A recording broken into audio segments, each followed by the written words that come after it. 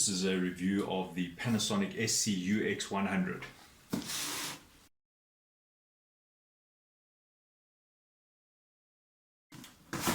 There are two power cables in the box.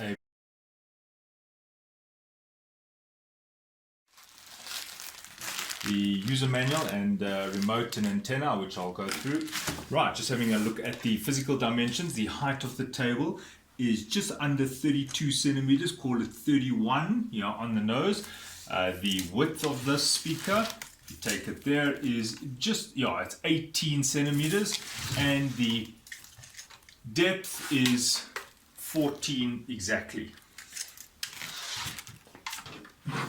The main unit, the width is 25 centimeters. The depth at the thickest point, including the volume controlling knob, is just under 23 centimeters. And the height of the table, if you're looking at it at the highest point, is 13 centimeters. Keep in mind, if you are going to be putting this under a shelf, there's an air vent there and one at the back, so you might want to give a 5 centimeter gap so that air can move in and out. Right, looking at the back end, here is aux in, left and right, using the RCA type connectors, FM antenna, the speaker ports, here we go, left and right, and your electrical supply input cable. The little sticker here, if you're interested, this happens to be the model SC-UX100 for your reference. This says power consumption 49 watts, and this happens to be the 220 to 240 volt 50 hertz version.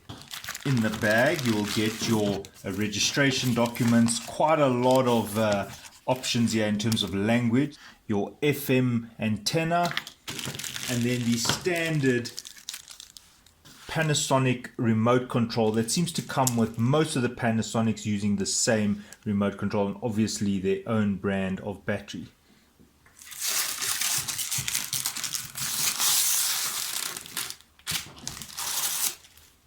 Alright, so when I switch it on, you can see the illumination. This blue ring lights up. See if you can see it at the bottom there.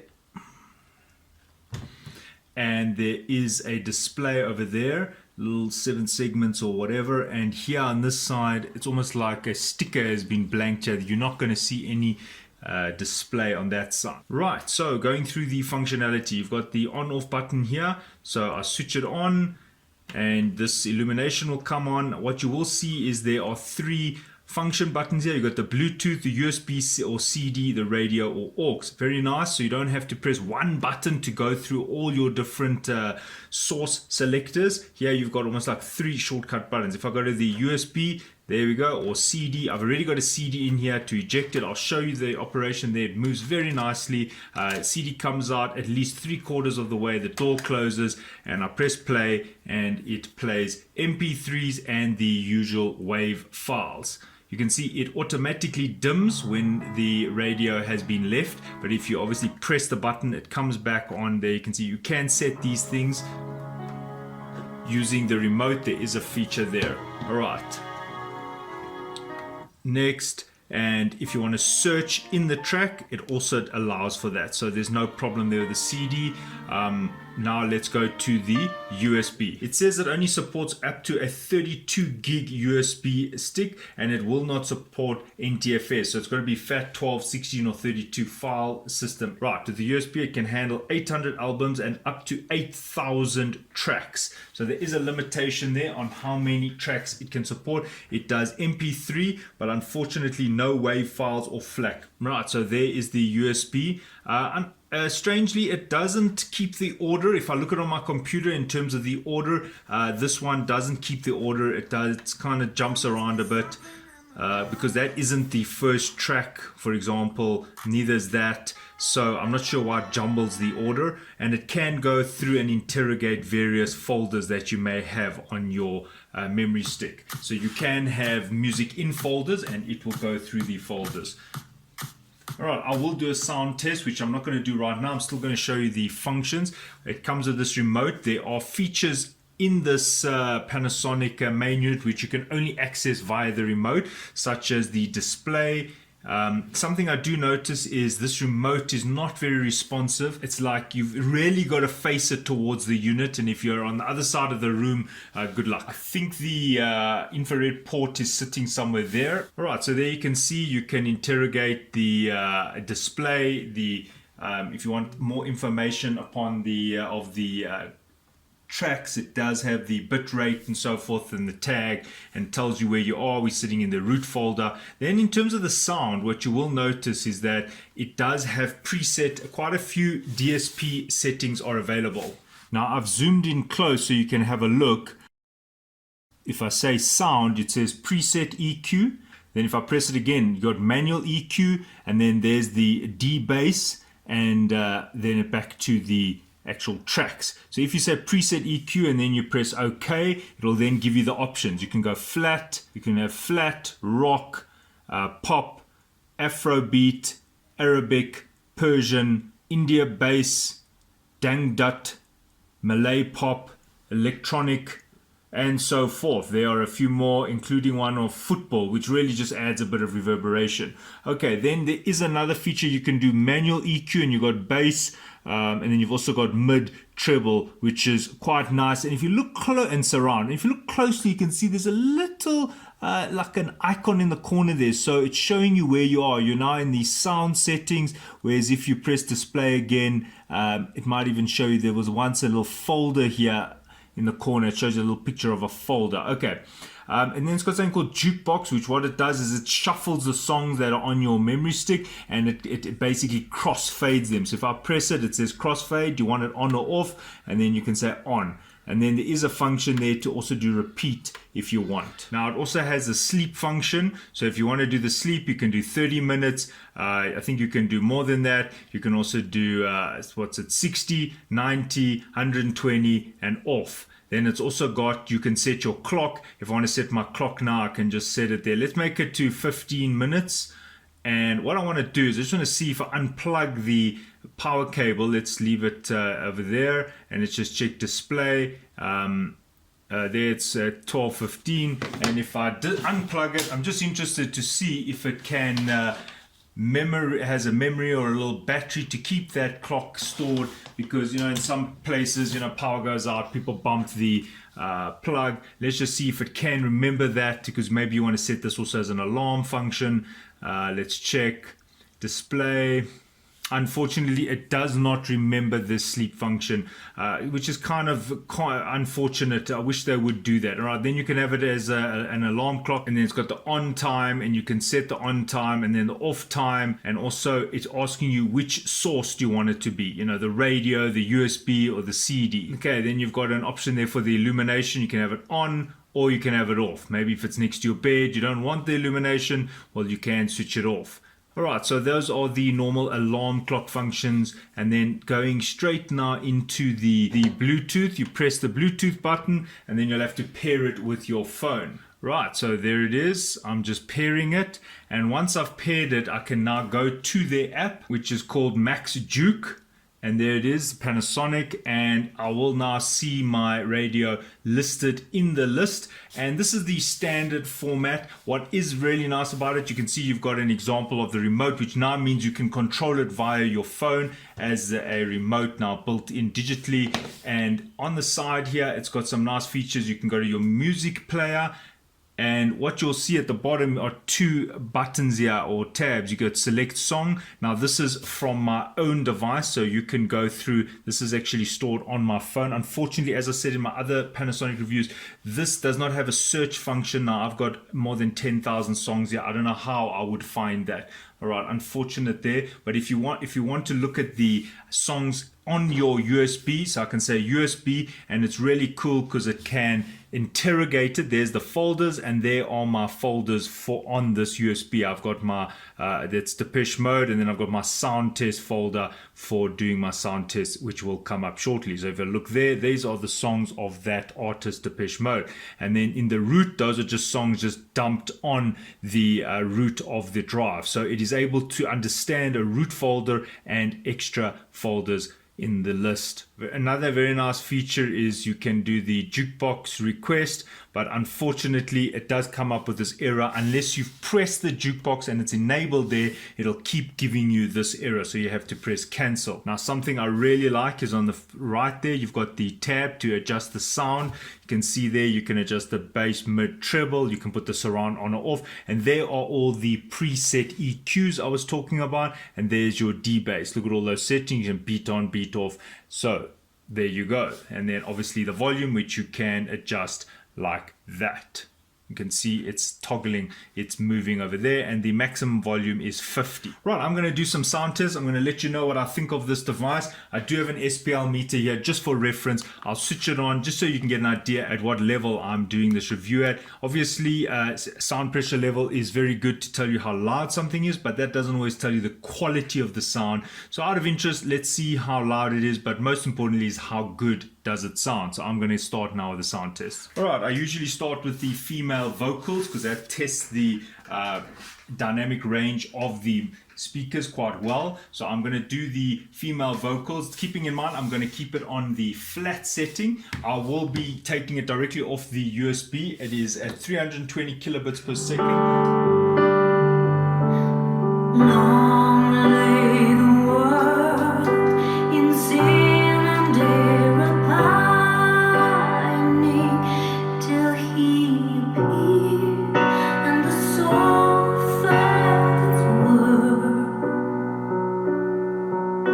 A thrill of hope, the weary world rejoiced. Right, that's on the flat setting with probably very little DSP. The digital bass is off and the extra effects surround and all that is off. I'm now going to start going through these settings one by one in terms of changing the sound using the DSP. I'm going to first start with I'm doing it on the app, although keeping in mind that the source of the music is from the memory stick. I don't want to use the Bluetooth because there are some losses there. I'm going to adjust the bass, the mid, the treble. I'll put the surround on. I'll go through the presets of all the different genre types that they've got here, and then I'll switch the D-bass on off, and you can hear the difference, although you are really hearing the response of the microphone on my camera, unfortunately. Voices for yonder breaks a new and glorious morn.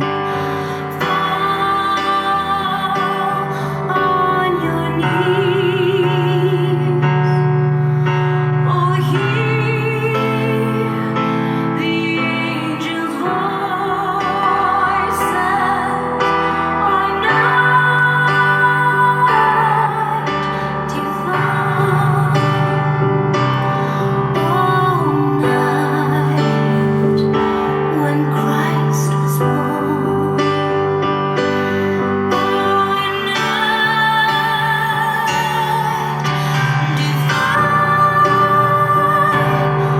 All night divine. All night divine.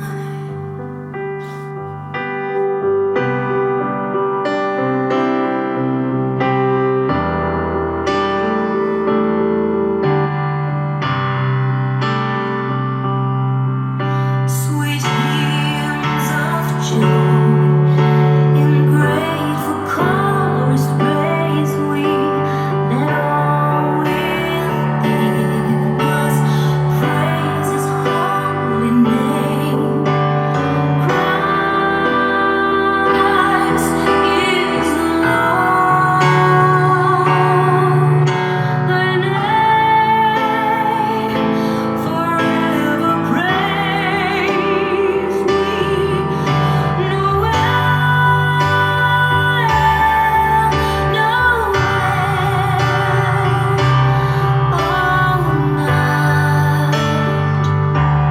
All night divine.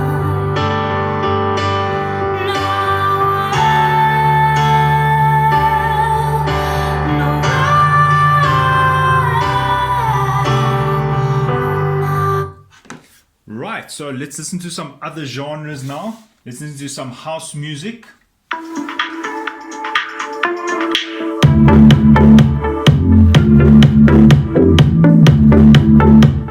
Okay, so unfortunately that went straight into distortion there. So that's giving you an idea. The amplifier is really powerful, meaning that you got to be careful because you can overdrive these speakers. So if you've got a CD or a source that is at a low volume, you won't run out of volume here. So often what happens is you want to play it louder here, but unfortunately the sound was recorded at a low volume where you've got to put a copy of the track. For example, I've also got a track here called by an artist called Yellow. There we go. And if I put it to 50, it probably won't distort because this sound source of this band called Yellow wasn't recorded at a very high volume. So that gives you a lot of scope, but just be careful of overdriving the amp and the speakers if you've got a sound source that's recorded at a high volume. Cari spettatori, Right, I've set it to the maximum, that's 50. buonasera, qui al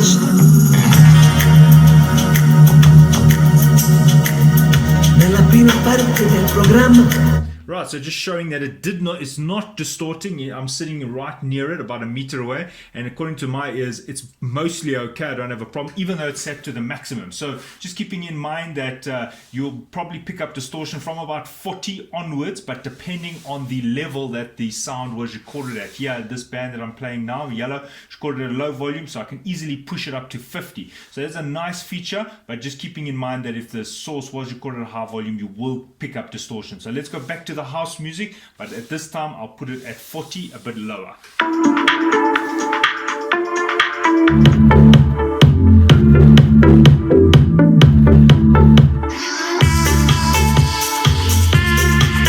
So unfortunately there, it picks up distortion quite quickly. So even here at about 30, I can already hear some crackling coming through. So not very good there, unfortunately. It is ported. I do feel a lot of air coming through here, but that is not a good response to the house music, even though it does sound good, but you'll just have to make it a bit softer, otherwise you'll hear the distortion. If I switch the beat off, maybe that'll help.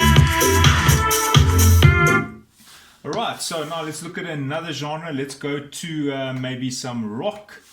And I'm going to set rock on the app, and the D bass I'm going to keep on. Let's just put on number 1, beat on. Alright, so let's listen to some heavy metal. This is Candlemass.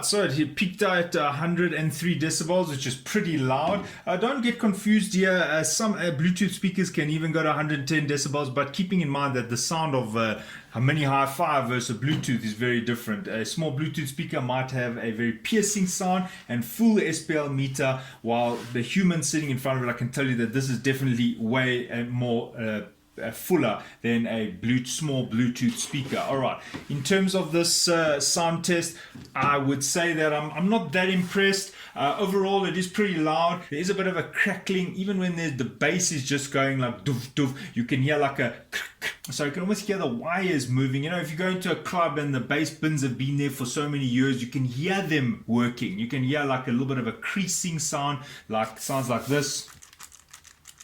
Even though there's nothing majorly wrong, it's just the wires, the 2 wires coming in got a bit loose and they rattle, and also the cone, around the cone there's some coiled wires that actually get a bit loose. Anyway, so overall it is loud, it's definitely above average. The sound quality is pretty good if you play it a bit lower, and if you fiddle around with the settings you can get a decent sound out of this thing. Overall, I don't think I would give this overall it's okay.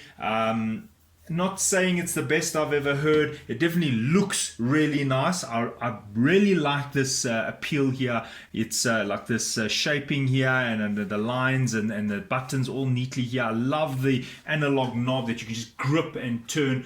Overall, I think the sound is okay. It is definitely got a loud sound for its size. I mean, I actually can't believe how loud it is for how small these speakers are. And keeping in mind they are chipboard. Yes, obviously it's not super wood, but keeping in mind the price point. And then what I do like is that you can't get your finger here through the little cover here, little plastic grill, so you can't pop the speaker, and this is quite nice. Obviously it's cheaper to do that than to put a steel grill here. This is a paper cone tweeter, nothing wrong with paper cone. And then here, this woofer here, I will give you some of the specs of this. So overall, this is a fairly decent radio, not the best I've reviewed. It's okay. It might be worth paying a little bit more and maybe getting something else, but if you're comparing it to some of the PM ranges, this is the SAUX, there is a PM range. This is definitely better than the bottom of the ranges of all the mini hi-fis. So in terms of the price point, it's not a bad attempt. I'm just not happy with hearing distortion that early in the sound. Okay, so just closing off here with the specifications. This happens to be a 4 ohm speaker system, so that's why it's giving you that nice punchy bass. It says PMPO 3300 watts. Please don't go in for believing that rubbish. It's probably more like 45 watts RMS. I know they write you 300 watts RMS, but as I've said in my other reviews, it's unlikely, highly unlikely. Looking at the power consumption is only about 60 watts. Oh, there, 49 watts. You're probably going to squeeze out about 40 watts RMS at continuous play. The speakers there, you can see 13 centimeter cone type and 5 centimeter cone type tweeter. Two-way speakers. The main unit weighs 1.7 kilograms and the speakers each weigh 2 kilograms. Just noting that that RMS that I just read to you is taken at 30% THD, total harmonic distortion, which is quite an aggressive approach to getting that RMS rating there. Alright, so that brings you to the end of the review. I hope it was helpful. Thanks for watching. Cheers.